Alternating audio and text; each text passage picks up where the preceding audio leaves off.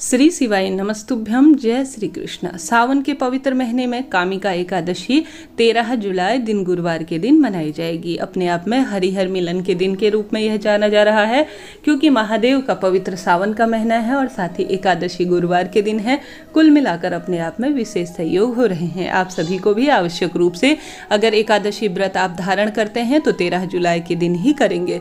व्रत धारण नहीं की भी करते हैं तो भी इन सरल से कार्यों को कर जिन्हें उपाय कहा जाता है, जीवन में आप पूर्ण एकादशी का फल प्राप्त कर लेंगे। जो आपके मन में दबी हुई इच्छा है इस पवित्र दिन में आपके तुरंत पूर्ण हो जाएगी। आप सभी को आवश्यक रूप से यह सरल कार्य अपने लिए, अपने पूर्वजों के लिए और अपने पूरे परिवार के लिए करने ही चाहिए। जैसे कि एकादशी तिथि 12 जुलाई को 5:59 से शुरू हो जाएगी। इसकी समाप्ति होगी 13 जुलाई 6:24 में। सबसे महत्वपूर्ण होता है पारण का समय।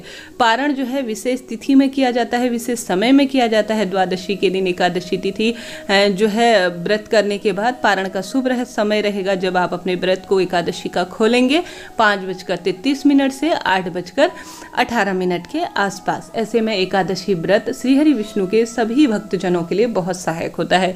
स्वयं स्कंद पुराण में एक बार नारद जी बोले कि सबसे पवित्र व्रत जिससे कि धर्म, अर्थ और काम और मोक्ष से विजय प्राप्त हो सके, और साथ ही सभी भक्तजन जिन्हें लगे कि दुख बीमारियां बहुत अधिक परेशान कर रही हैं, जीवन में किसी न किसी तरह से पाप कर्म गलती से हो गए हैं, उनके निवारण के लिए कोई व्रत बताएं तो स्वयं श्रीहरि विष्णु जो है कहते हैं कि इससे स्वयं सबसे अच्छा व्रत कोई नहीं हो सकता। तो कामिका एकादशी का जितना वर्णन किया जाए उतना कम है।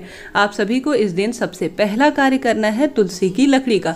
तुलसी की सूखी लकड़ी आपको लेनी है नहाने के पानी में। गुरुजी कहते हैं अमावस्या और एकादशी तिथि के दिन आवश्यक रूप से नहाने के जो पानी है उसमें आप सभी को तुलसी की लकड़ी को एक बार घुमाकर निकाल लेना चाहिए। यह पवित्र जल हो जाता है। साथ ही इसमें चाहें तो गंगा जल भी मिश्रित कर सकते हैं। विशेष तिथियों में गंगा जल से स्नान करना मन, कर्म और वाणी को शुद्ध करने वाला होता है। तो पहला कार्य आपको यह करना है नमः शिवाय ओम या श्री शिवाय नमस्तुभ्यम या ओम नमो भगवते वासुदेवाय महामंत्र का जाप करते हुए अपनी दिन की शुरुआत करनी है। पीतांबर रंग के वस्त्रों का चयन करना है, क्योंकि गुरुवार का दिन है।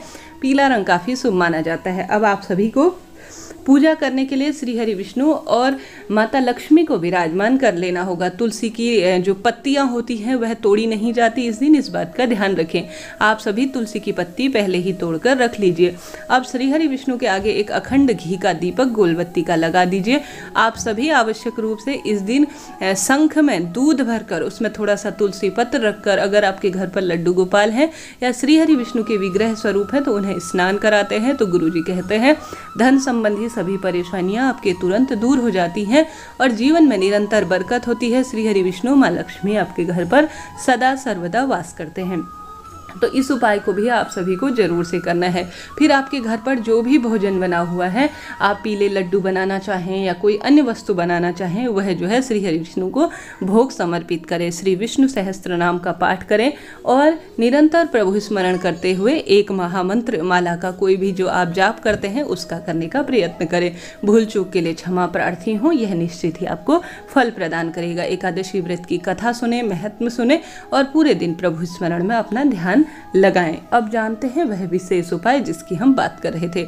इसके साथ ही गुरुजी द्वारा यह उपाय मुझे याद आ रहा है। गुरुजी कहते हैं अपने पीहर पक्ष और ससुराल पक्ष के सभी पितरों का उद्धार करने के लिए, जैसे कि एकादशी तिथि उन्हें भी समर्पित होती है, स्वधा स्वधा स्वधा कहते हुए आप सभी को जो जल का पात्र आप महादेव को सावन के पवित्र महीने में समर्पित करेंगे, यह स्वधा स्रोत 12 जो है मंत्रों का जो स्वधा स्रोत आता है उसका पाठ कर सकते हैं, या 3 बार स्वधा स्वधा स्वधा बोलते हुए आपको शिवलिंग के ऊपर जल समर्पित करना है। इस कार्य को भी आप सभी को एकादशी तिथि के दिन जरूर से करना है। साथ ही इस दिन माता तुलसी सबसे पूजनीय मानी जाती हैं, परंतु तुलसी माँ में जल नहीं चढ़ाया जाता, क्योंकि माँ तुलसी जो है एकादशी का व्रत करती हैं। आप सभी जानते होंगे। तो आवश्यक रूप से दीपक तो आपको लगाना है, एक गोलबत्ती का दीपक लगाएं, उसमें थोड़ा सा हल्दी मिश्रित करें और माँ तुलसी के नाम का भी लगा दें। माता तुलसी को प्रणाम करें, इस बात का ध्यान रखें। अब आप सभी को आवश्यक रूप से एक सरल सा उपाय करना है। आप सभी को तुलसी की लकड़ी तोड़ लेनी है। तुलसी की लकड़ी तोड़ने का कोई दोष नहीं है, पहले से तोड़ कर रख ले, आज तोड़ कर रख लीजिए। भार मुक्त माता तुलसी, तुलसी की सूखी लकड़ी तोड़ने से होती है। अब उस तुलसी की सूखी लकड़ी को आपको पूर्ण रूप से किसी चीज़ में पीस लेना है, या आप सभी को जो है इसे किसी भी जिसमें आप चंदन घिसते हैं उसमें घिस लीजिए। इसका पूरा वीडियो चैनल पर है कि कैसे तुलसी की सूखी लकड़ी का चंदन बनाया जाता है, जिसे हरि चंदन गुरु जी कहते हैं।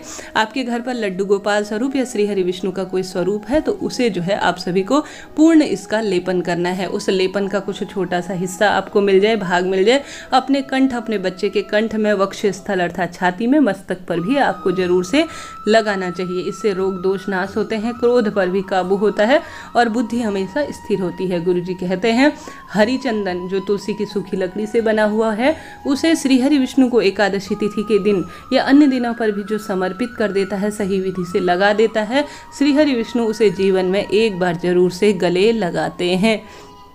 आप सभी को आवश्यक रूप से तुलसी की सूखी लकड़ी का उपाय एकादशी की पवित्र तिथि पर जरूर से करना है। देखिएगा जीवन में कैसे निश्चित ही आपको बदलाव देखने को मिलता है। रोग दोष सभी का क्षय होगा और जीवन में सब कामना आपकी सिद्ध हो जाएगी।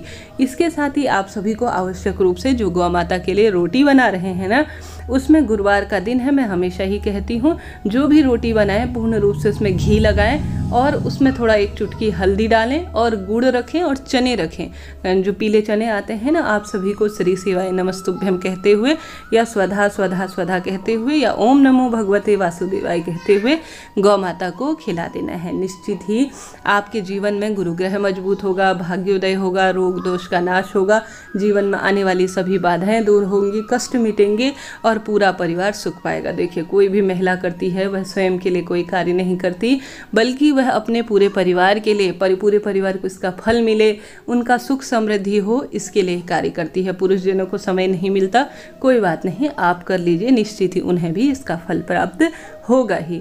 साथ ही आवश्यक रूप से आप सभी को गौ माता के लिए जो रोटी खिला रहे हैं उसे भी स्वधा स्वधा स्वधा कहते हुए, यह पितरों का मंत्र माना जाता है, इससे पितृ भी तृप्त होते हैं। एकादशी तिथि के दिन हमेशा 2 रोटी, एक पीहर पक्ष के ससुराल के पितरों के लिए, एक ससुराल पक्ष के पितरों के लिए, दोनों के लिए जो है आपको रोटी निकाल कर गौ माता को खिलानी चाहिए। निश्चित ही आपको लाभ होना है। इसके साथ ही आप सभी को आवश्यक रूप से एकादशी तिथि के दिन जितना हो एक समय का भोजन, प्रभु स्मरण में अपना समय व्यतीत करते हुए एक समय का भोजन एकादशी तिथि समाप्त होने के बाद द्वादशी को जब आप अपने व्रत का पारण करें, प्रत्येक व्यक्ति करता भी होगा, जहाँ तक मुझे ध्यान है एकादशी का जो व्रत करते हैं उन्हें सभी नियमों का ध्यान है।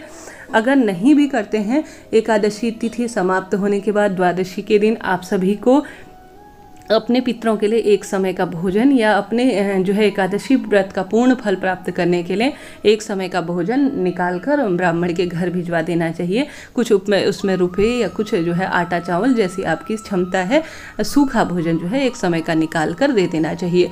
व्रत नहीं भी करते हैं तो भी इस कार्य को करें, एकादशी का पूर्ण फल आपको प्राप्त होगा। एकादशी व्रत में कहा जाता है ब्राह्मण को भोजन कराकर, गौ माता को भोजन कराकर ही अपने व्रत को खोलें। तो यह ऐसा नियम पूर्ण रूप से वर्णित है। आप चाहें तो एक श्री हरि विष्णु, माता लक्ष्मी के नाम का और महादेव के नाम का एक अलग से अखंड दीप लगा सकते हैं। हरिहर मिलन के दिन के रूप में हो रहा है, जो कि अपने आप में कल्याणकारी है। साथ ही आप सभी को अगर कनेर का फूल मिल जाए ना, तो गुरुजी कहते हैं उसके पीछे का भाग जो है आप सभी को निकाल लेना है। ऑरेंज रंग का होता है कनेर के फूल के पीछे का भाग, उसको पीस कर आप सभी सुंदर केसर चंदन बनाकर महादेव का श्रृंगार करते हैं, तो भी आप सभी के जीवन में आवश्यक रूप से खुशियों के भंडार भरते हैं, रोग दोष से मुक्ति मिलती है। जीवन में आप जो चाहें वह इन उपायों से प्राप्त कर सकते हैं। सरल सरल से उपाय हैं, कोई कठिन उपाय नहीं हैं, जिन्हें चलते फिरते उठते बैठते आप आसानी से कर लेंगे। प्रयास कीजिए, करने का निश्चित ही आपको लाभ मिलेगा, पूरा परिवार इनसे सुख प्राप्त करेगा। देखिए एकादशी का सुख जो है आपको ही नहीं, आपके पूरे परिवार को भी इससे मिलना ही है। महादेव के शिवलिंग के ऊपर थोड़ा सा काले तिल मिश्रित करना भी, समर्पित करना अति शुभ माना जाता है। एकादशी व्रत के दिन आप सभी पीपल की पूजा कर सके तो भी अति श्रेष्ठ इसे कहा जाता है। तो उपयोगी वीडियो रहा हो तो कृपया चैनल को लाइक करें, शेयर करें, सब्सक्राइब करें। हर हर महादेव।